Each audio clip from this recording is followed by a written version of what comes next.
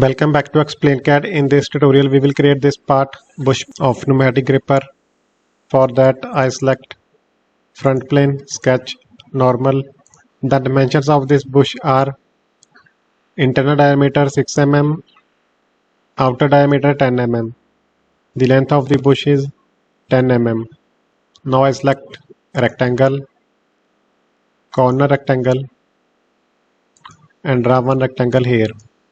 Right click, select option.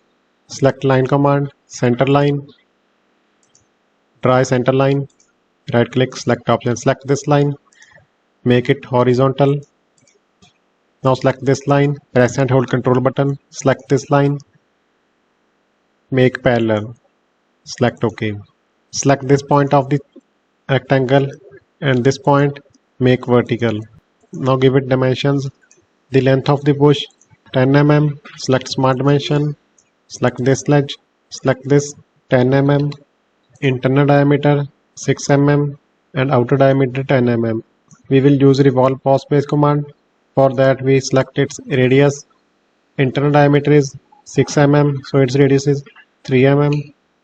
Outer diameter is 10 mm, so its outer radius is 5 mm.